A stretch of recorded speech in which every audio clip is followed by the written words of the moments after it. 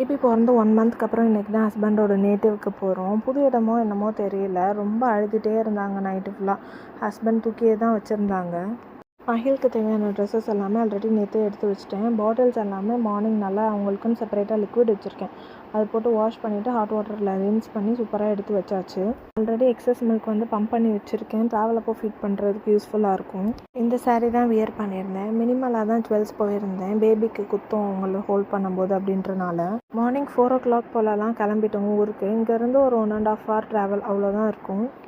Traffic இல்லாமல் போயிடலாம் பேபியை கூட்டிகிட்டு போகிறப்போ, வெயிலெலாம் போக வேண்டான்றனால மார்னிங்கே கிளம்பியாச்சு. இப்போ ஊருக்கு போனாலும் மாமா அவங்களோட தோப்பில் போயிட்டு இளநீ வெட்டி கொடுப்பாங்க. நான் மாதமானதுலேருந்து இந்த தோப்பு பக்கம் போகிறதே கிடையாது.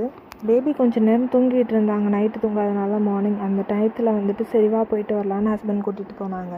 சிட்டி லைஃப்லேயே இருக்கும்போது இந்த மாதிரி தோப்பு இதெல்லாம் பார்த்தா கொஞ்சம் ரிஃப்ரெஷ்மெண்ட்டாக இருக்குன்றனால நானும் கிளம்பிட்டேன். இதே கொஞ்சம் திங்ஸ் வந்து ஆர்டர் போட்டிருந்தேன், ஸ்நாக்ஸ் எல்லாமே அதுதான் வாங்கிட்டு வந்திருந்தோம். தென் அது தோப்புலேயே வச்சுட்டு கொஞ்சம் ஸ்நாக்ஸ் எல்லாமே சாப்பிட்டுட்டு இருந்தோம். வளகாப்பு அன்னைக்கு வந்தது, அதுக்கப்புறம் இப்போ தான் வரோம். ஒரு செம்மையான குட் ஃபீல். நாளைக்கு vlogல பார்ப்போமா? பை.